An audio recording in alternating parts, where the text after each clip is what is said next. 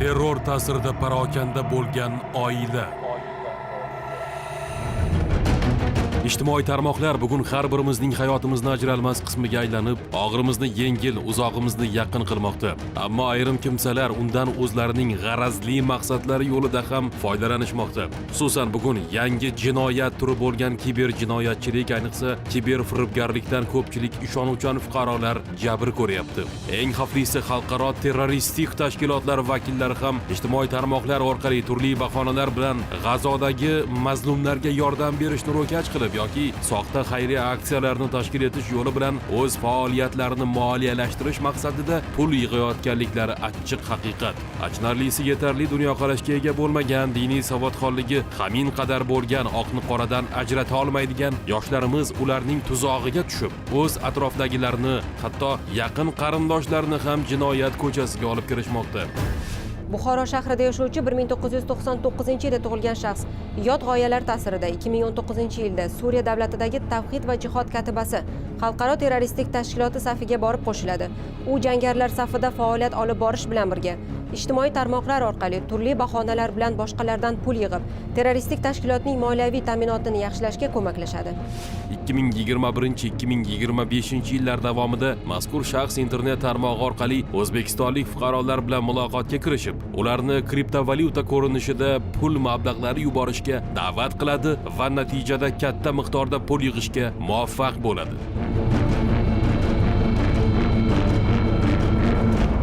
Hozirda uning aldovlariga uchib turli miqdorda pul yuborgan 8 nafar shaxsga nisbatan Jinoyat kodeksining 155-prim 3-moddasi, ya'ni terrorizmni moliyalashtirish aybi bilan jinoyat ishlari qo'zg'atilib, tergov harakatlari olib borilmoqda. Shuningdek, u o'zining qabih ishlariga Buxoroda istiqomat qiluvchi 1965-yilda tug'ilgan o'z otasini ham jalb qiladi. Ota esa o'g'lining izmidan chiqmasdan uning aytganlarini bajaradi. Xususan 2022-2025-yillar davomida ota Binance xalqaro kripto birjasi orqali jami 13597 USDT kriptovalyutasini, ya'ni hozirgi kun hisobi bilan 167 million so'm miqdoridagi pul mablag'larini o'g'liga yuboradi. Kripto birja orqali jo'natganman, chunki unga pasporti ham yo'q, uni kartasi, hech narsa yo'q. O'zim menga aytgan, kripto birjaga kirasiz, ana shunday shu adresga, u adres beradi, men shu adresga yuborganman. 2022-yil 13-aprel kunidan 2023-yil 14-fevral kuniga qadar o'zining mavjud pul mablag'larini kriptovalyutaga aylantirgan holda ularni Suriya Arab Respublikasi hududidagi Tavhid va jihod nomli terrorchilik tashkiloti faoliyat yuritayotgan o'g'li nomiga ochilgan Binance xalqaro kripto birjasidagi akkauntiga yuborish orqali terrorizmni moliyalashtirgan. Takroran o'zining xorijga chiqish biometrik pasportidan foydalanib, xalqaro Binance nomli kripto birjada akkauntni yaratgan holda 2023-yil 21-fevraldan 2023-yil 25-may kuniga qadar o'zida mavjud bo'lgan pul mablag'larini kriptovalyutaga aylantirgan holda yuborish orqali terrorizmni moliyalashtirgan. Afsuski, u o'z farzandini terrorchilar safidan qaytarib, o'zga yurtda xor-zor bo'lishdan, hatto ayanchli tarzda o'lim topishdan asrash, bu borada atrofdagilardan, huquq-tartibot idoralaridan yordam so'rash o'rniga uning jinoiy faoliyatini muntazam qo'llab-quvvatlab keladi. Pulni berdim, u chiqib Toshkentga ketdim deb chiqib ketdi. O'g'liz pulni olib Suriyaga ketgan. Ta'kidlash lozimki, terrorchi o'g'liga ko'makdosh bo'lgan ota muqaddam diniy ekstremizm va aqidaparastlik g'oyalari bilan yo'g'rilgan materiallarni tarqatish bilan shug'ullanganligi uchun 2019-yilda huquq-tartibot idoralari tomonidan qo'lga olinib, Jinoyat kodeksining 244 prim 1-moddasiga asosan 5 yil muddatga ozodlikdan mahrum etilgan. 2023-yilning yanvar oyida esa Buxoro shahar sudining ajrimi bilan u shartli ravishda ozod qilingan.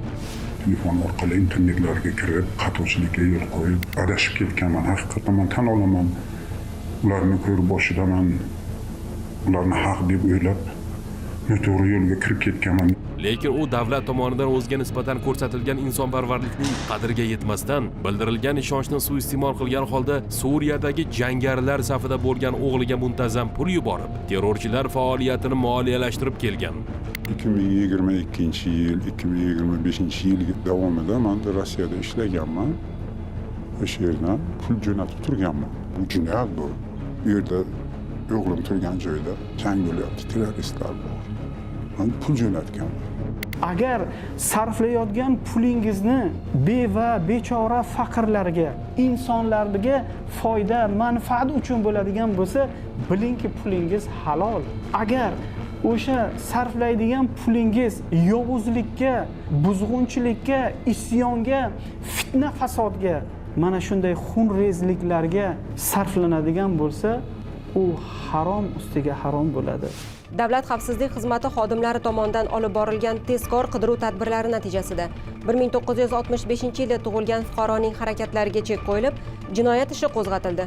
Buxoro shahar sudining hukmi bilan u Jinoyat kodeksining 155 prim 3-moddasi 2-qismi A bandi va 278 prim 8-moddasi 2-qismi A bandida nazarda tutilgan jinoyatlarni sodir etganlikda aybli deb topilib, 10 yil 2 oy muddatga ozodlikdan mahrum etildi.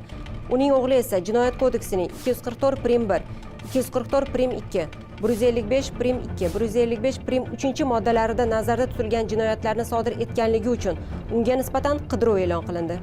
Haqiqatdan ham jinoyat qilganman. Prezidentdan ham xalqimizdan uzr so'rayman. Pushaymonman. Qilgan jinoyatimni anglab yetdim. Menga o'xshab bilmagan joylarga pul jo'natib xato qilib qo'ymasinlar. Har bir jinoyatning jazosi bor. Agar men shu xatolarni qilmaganimda qamoqxonalarda o'tirmasdim, oila a'zolarimning bag'rida, ularning tarbiyasi bilan sog'lanib, tinchgina yashab yurgan bo'lardim.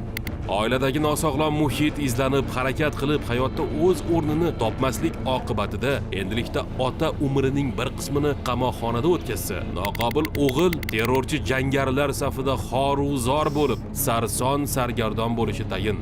Bugun ko'zlari ko'r, quloqlari kar bo'lib, ana shu o'zga yurtlarda turib da'vat qilayotgan vatangadolar, nodonlar, badbaxtlarni suhbatlarini eshitib, ularni ko'r-ko'rona qilayotgan amru ma'ruflarga uchib, nodonlarcha adashayotganlar ham xuddi ana shu shayton alayhi la'nani maqomida turadi.